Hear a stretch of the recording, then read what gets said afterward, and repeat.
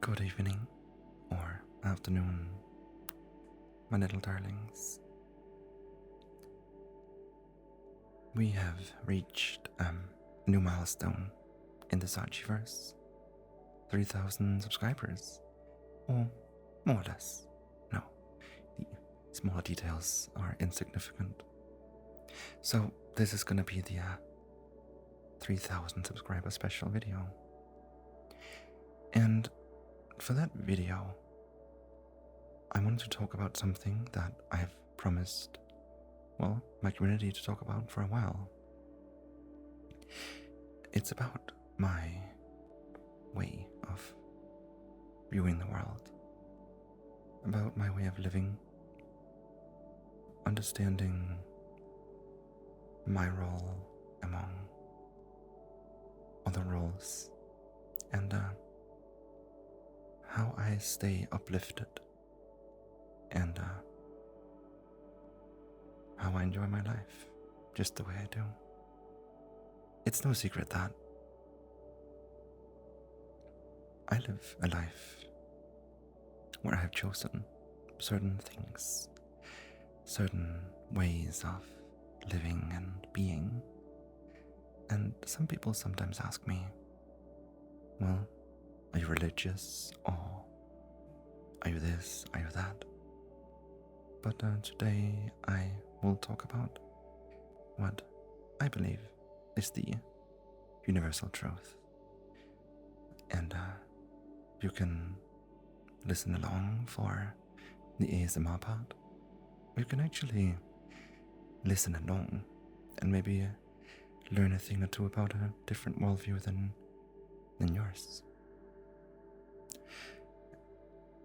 Before we get started though, as per usual, put on your headphones for the best listening experience, and get comfortable.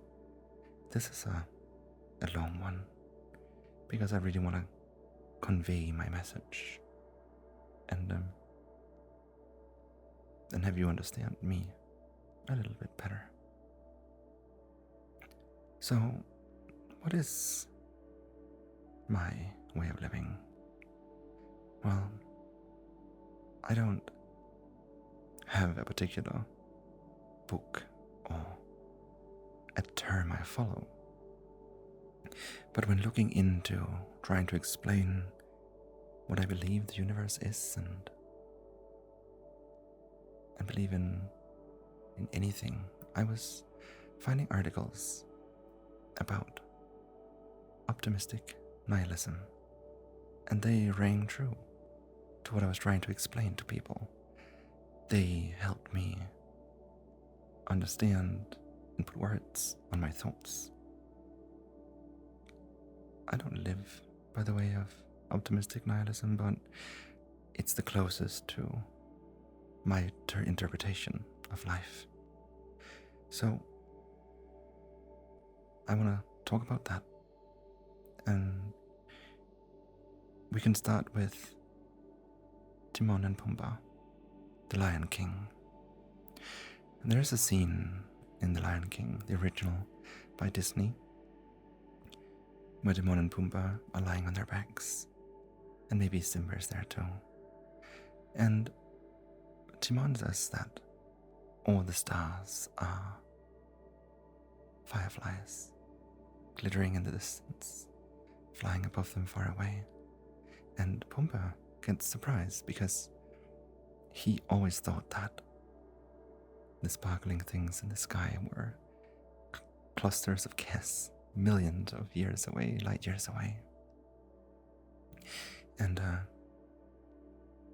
like that scene because it's sort of a juxtaposition of science and these animals just enjoying their lives. Eventually, in our lives, we learn that the sparkling things that exist somewhere far away in the universe, they aren't fireflies. They aren't light bulbs that are switched on just for our purpose. They simply are. we learn that the sun will rise and the moon will take over at the end of the sunny day. The natural disasters that before the earth are not caused by monstrously big immortal deities trying to make us worship them.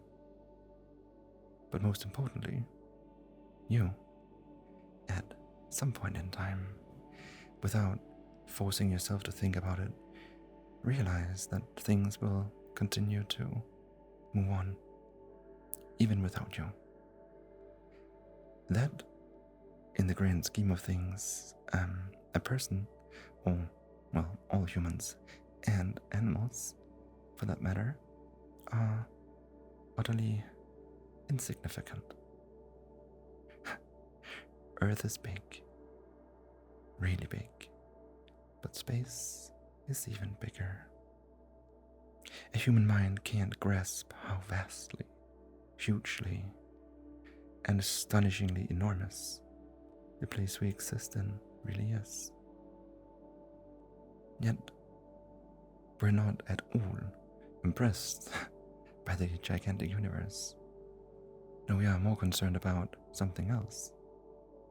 Something smaller in scale, but very critical for us as individuals. Our own survival and prosperity. For us, we are the most important things in this planet.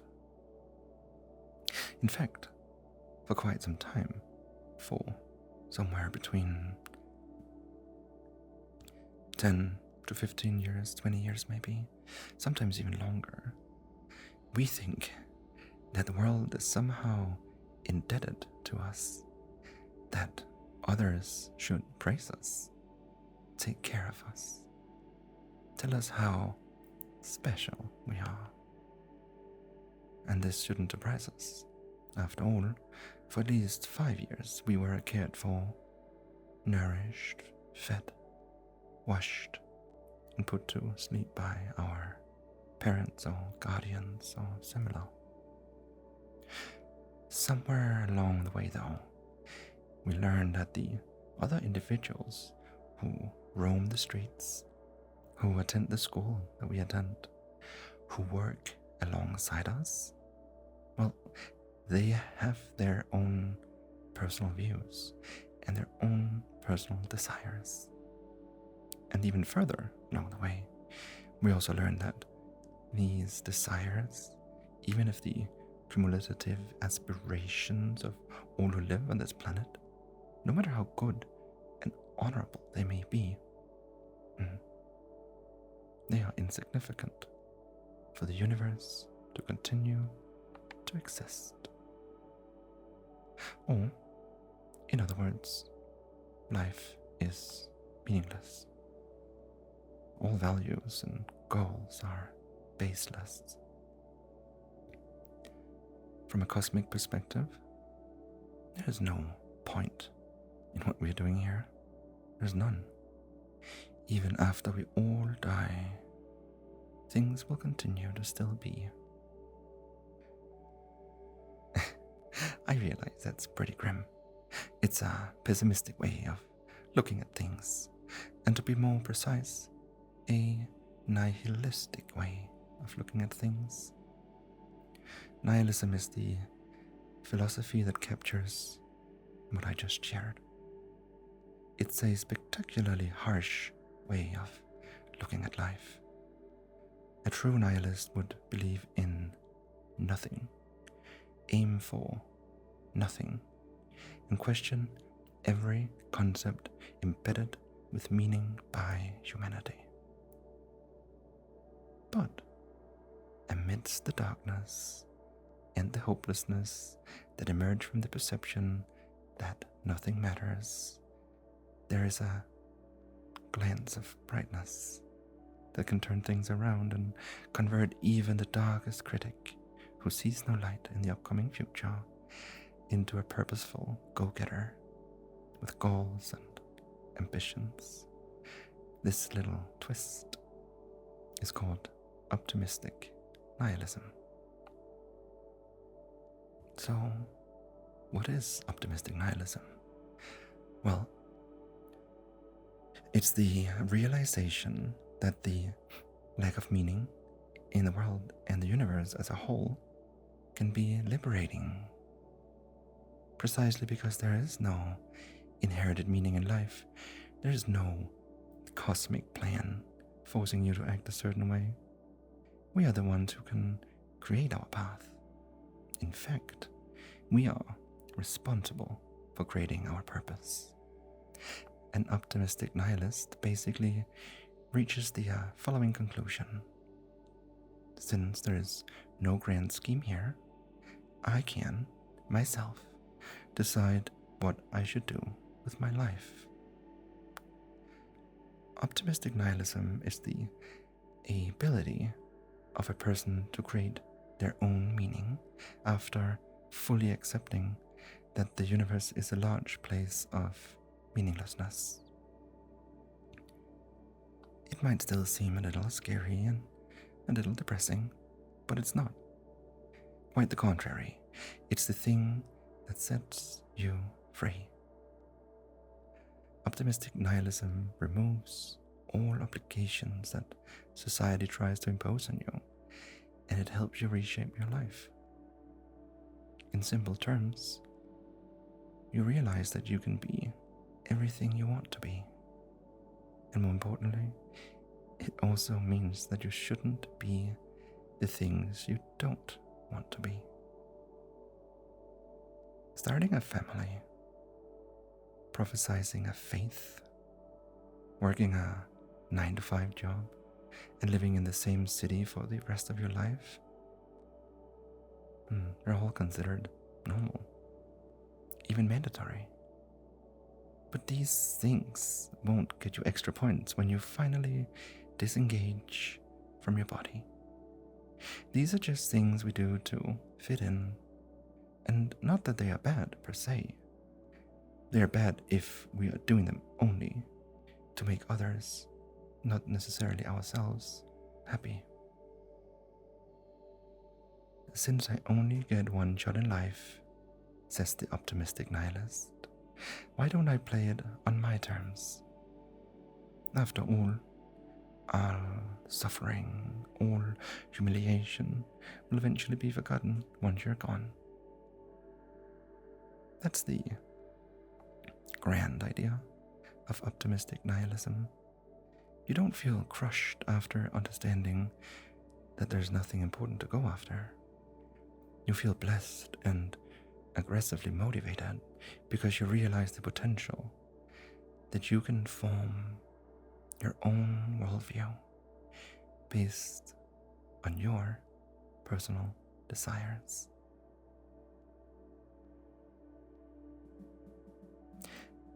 If you're a nihilist, you believe that there's no intrinsic meaning to life, and it can be hard to revise the realization that time is slowly guiding us towards inevitable death.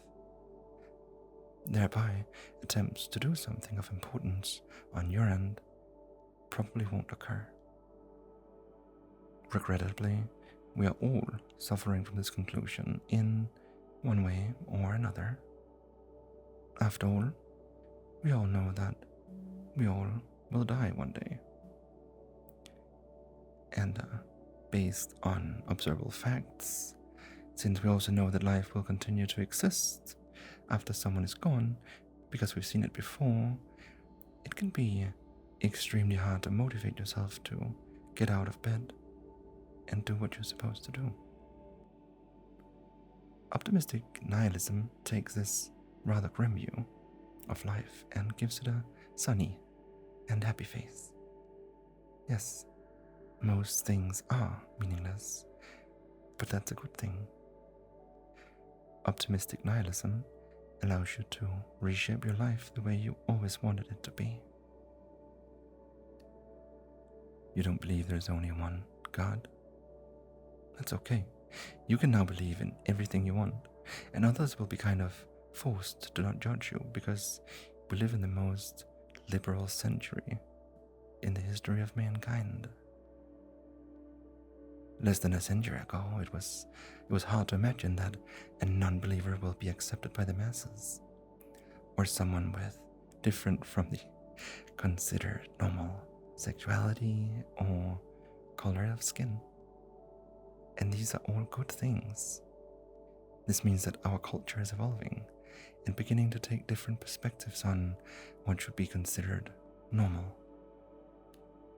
It also means that you no longer have to hide your real personality, nor do stuff that doesn't bring you joy. The opportunities are countless, and it's up to us to find our path.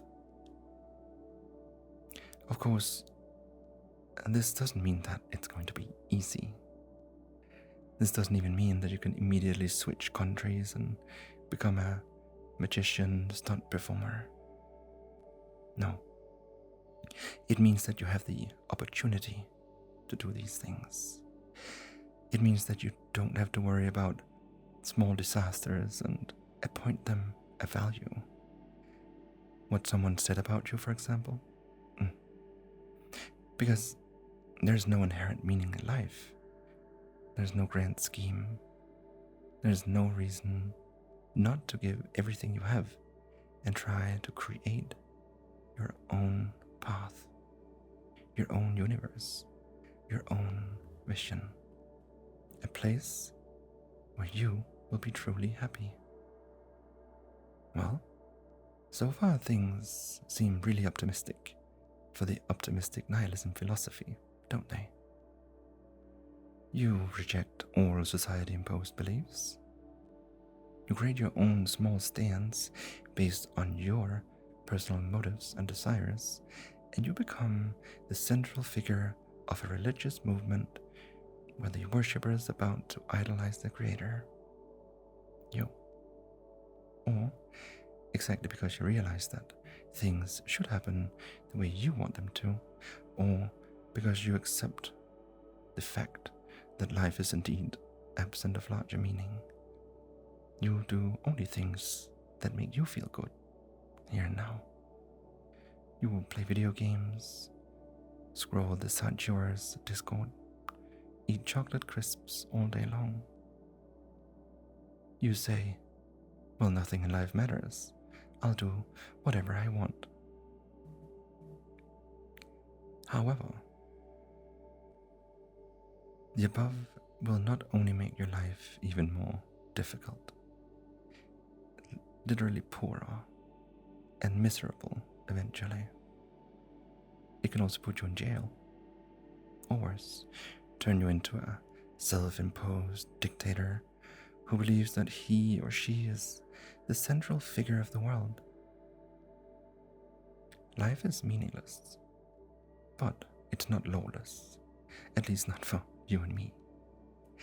There are certain social boundaries that must be obeyed, regardless of the philosophy we profess. The smart move is not to play against, nor within boundaries, but to play with boundaries. And to explain this better, let's first look at the most common ways people behave in life, and then we'll get back to the boundaries. According to observation, there are basically four different ways we can live our lives. We can live in an illusion. And here I don't mean living in a computer simulation controlled by some evil genius. I mean living in an illusionary state where we wholeheartedly believe that we are the center of the universe. We believe that things revolve around us and that everyone we meet should be superbly interested in our lives and our hobbies.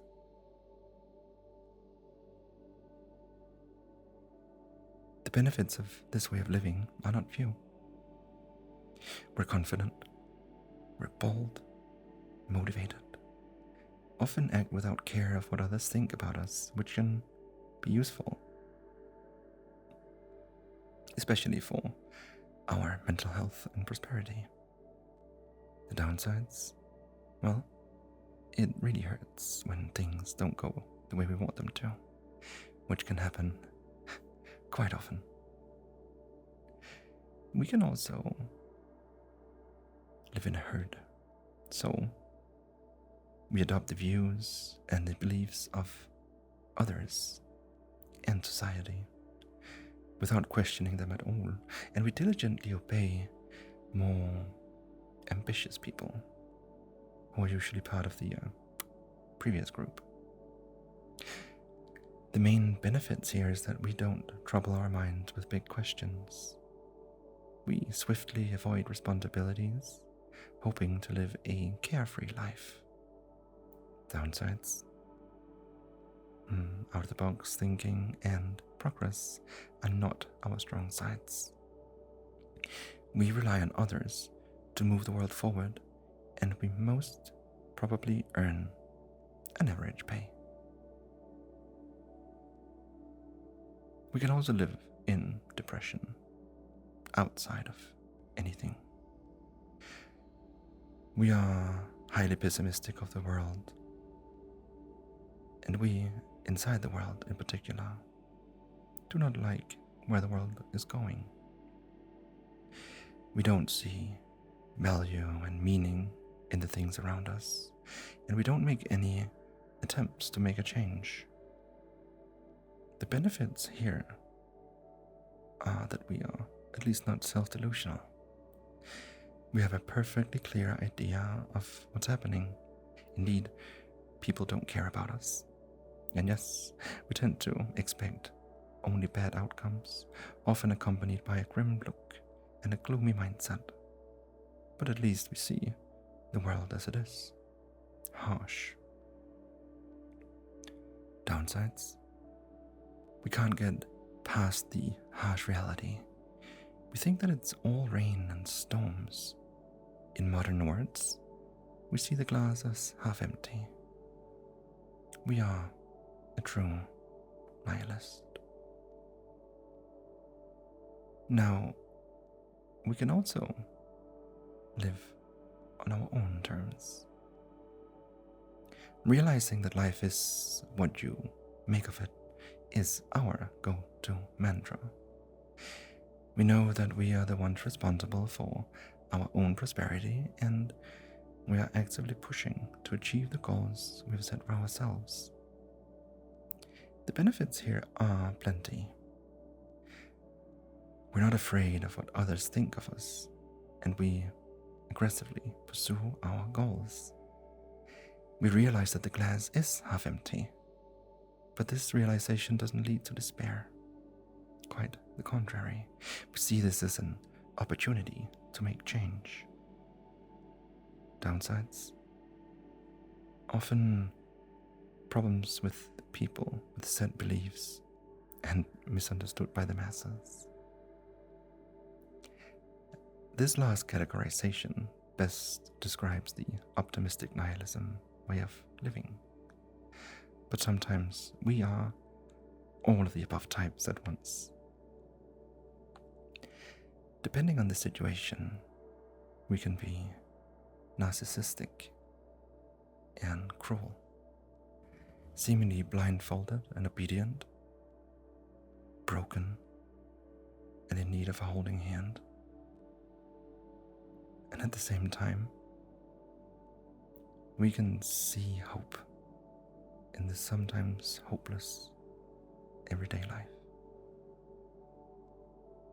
In order to turn this feeling of purposelessness proposed by the optimistic nihilism philosophy into an empowering belief, you need two things.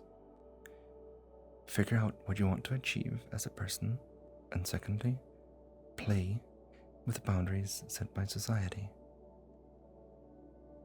The first is quite personal, and I won't go into details. What you want to achieve is something different for everyone, and requires a lot of time and reflection. The second one is more interesting to explore, because What does playing with the boundaries mean? And what are these boundaries exactly? By boundaries, I mean the social norms set by society and considered the common, expected way of behaving. The most easily recognizable boundaries, regardless of your location in the world, are money, laws, values, traditions, regulations, taboos, social status, religion, employment, and healthcare. Yes, the world is meaningless. The universe doesn't care about you individually, but despite this grim realization, you need to pay taxes. For the government, the amount they collect from you is far more important than how you view the world. There are other examples.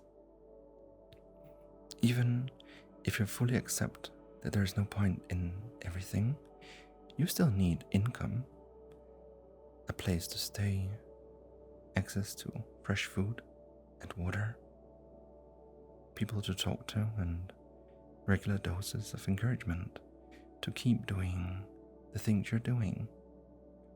A smart, optimistic nihilist won't reject these norms to construct their meaning. They will play with them.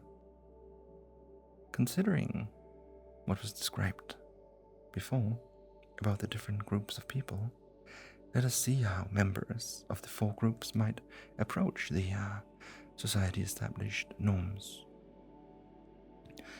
A representative of the first group thinks that they set all the rules, the God complex group.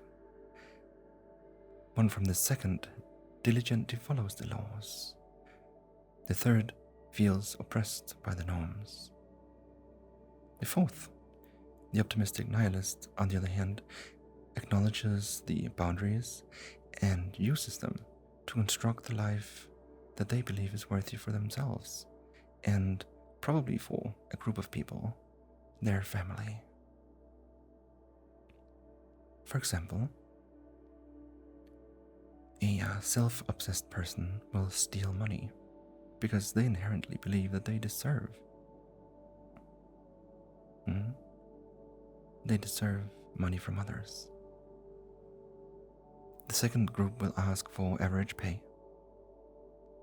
The third will feel anxious, pressured by this need to fight for money. The fourth, by articulating that income is needed to create their own universe, they'll find a way to make money based on their core values and ambitions. Now, we've gone through a lot, and as I said earlier, you don't have to follow these terms. This video is merely for reflection, but to better put it all together and better understand, let's put everything into a three-step process so you can apply the optimistic nihilism concept in your life, or at least understand it and maybe understand me a bit better. My way of life. First, you have to realize that there is no grand scheme. Point 1. There is no grand scheme. Universe is careless of humanity, and your lapse from the physical realm won't be the end of everything. I know this is a brutally honest realization. Surely not something you read often, but it's a very true one. Of course, you can attach yourself to an established concept that will give you meaning by becoming a member of one of the famous religious institutions, for example. But based on what I'm trying to present here, I think, along with the person who first introduced the nihilistic concept, that organized religion is just a diversion from the real deal. Our ancestors, the less successful civilizations, appealed to the supernatural powers for protection. But as we all know, the voices of their gods were never heard.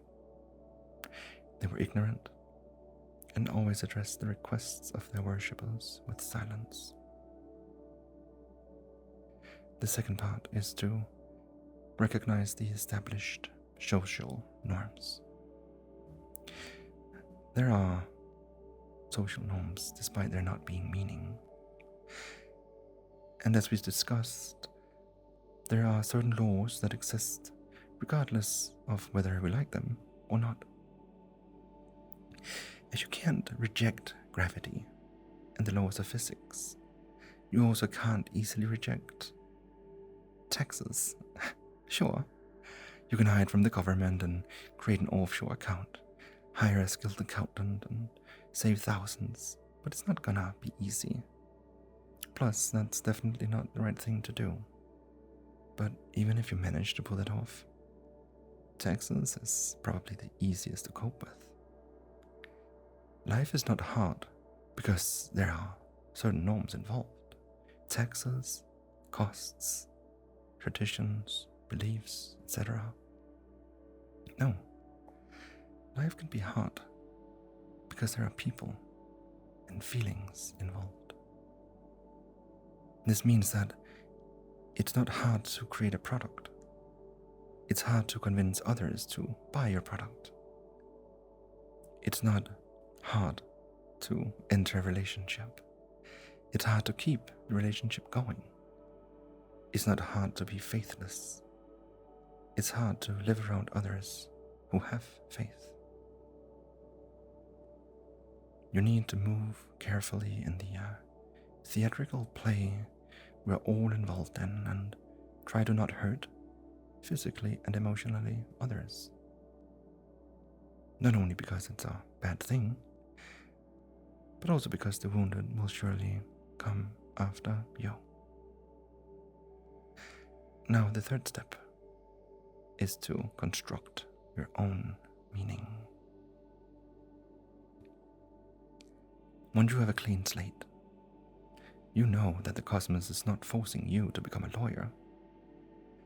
It's something our parents usually want from us. You also know that you have to wear pants when you go outside, because this is considered the normal behavior. You can now figure out how to spend your time on the planet. Ultimately, it all comes down to you. It's up to you to decide what you want from your life. However, this moment of enlightenment won't happen on demand. Your calling won't start knocking on your front door just because you now know that life has no grand scheme. It might take years to uncover what you want to pursue. Years of trial and error. Years of iteration.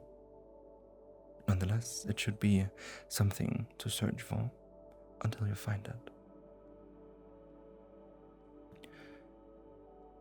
So, life is meaningless, whether you like it or not. We're all just a speck of dust in the cosmic vastness on a sphere that is spinning, seemingly endlessly, around a larger, burning sphere. There's no higher purpose. There's no grand goal behind all of this. As we zoom in, we can see people coming in and out. But while the population of our planet is in constant rotation, nothing is really changing.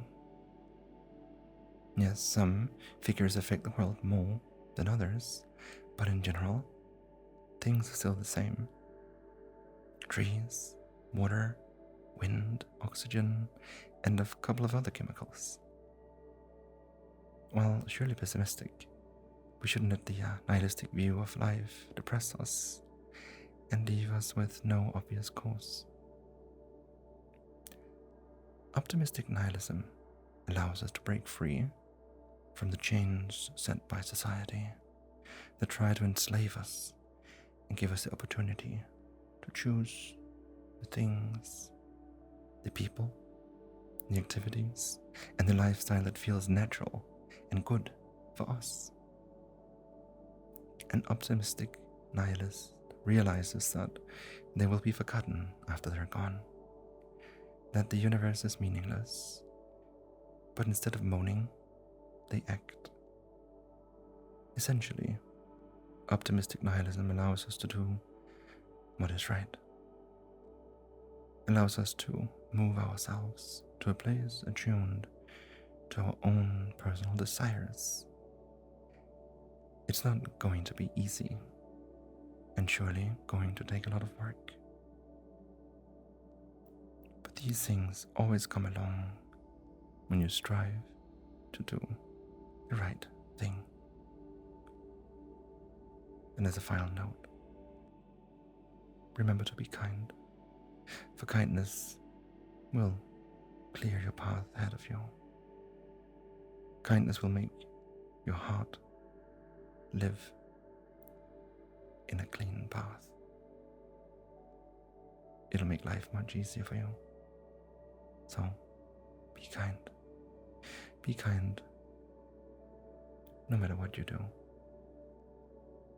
and no matter what you believe in. We all choose our own path. I've chosen mine, and I hope you'll come with me